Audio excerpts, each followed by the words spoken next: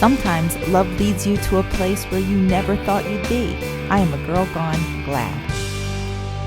Hi everybody, my name is Sharon Leave Alone, author of Girl Gone Glad, Revelations of a Midlife Single, and founder of NASAG, the Narcissistic Abuse Survivor and Awareness Group, where we discuss narcissism and support survivors on their road to recovery.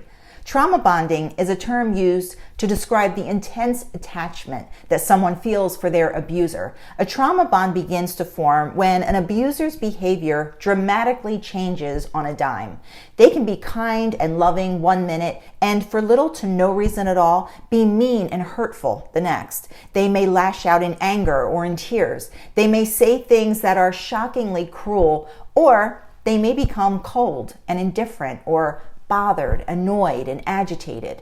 When we aren't aware of the traits of a narcissist and the symptoms of being narcissistically abused, we may feel somehow at fault for their sudden mood shifts and find ourselves trying to change them by being overly kind, loving, understanding, and attentive, which is exactly what they want. Remember, narcissists are addicted to attention and drama and will do anything in order to get it.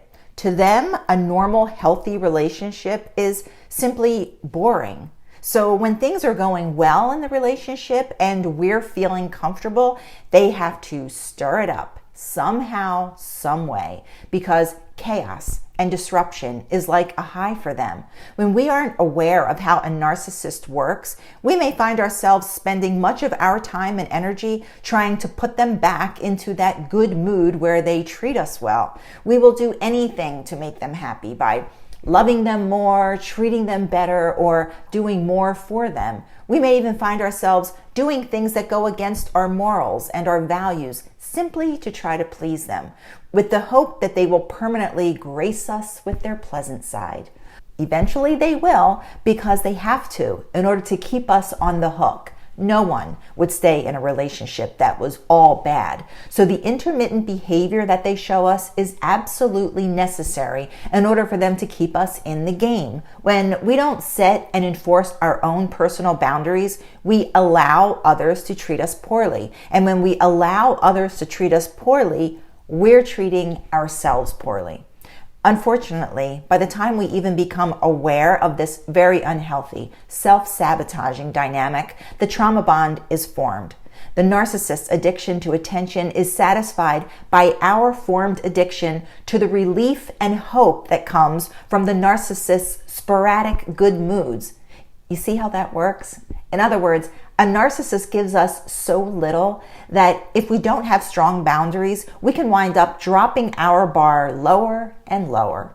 Eventually, our bar is set so low that we can actually feel a sense of elation when the narcissist isn't treating us badly. When we're trauma bonded, our joy can become completely reliant on when they allow us to have it. And then, when they get bored or want something from us, they do or say something hurtful, we kick into overdrive and start the fawning process all over again. So if you're in a relationship of any kind that is wrought with bouts of unpredictable, senseless, and cruel behavior, but feel unable to detach and leave, you might be trauma bonded to a narcissist. If you or anyone you know is in need of support or would like to share a story of narcissistic abuse, find us on meetup.com at Lehigh Valley Narcissistic Abuse Survivor and Awareness Group. My name is Sharon Leave Alone. I'm a narcissistic abuse survivor, and I am spreading the word.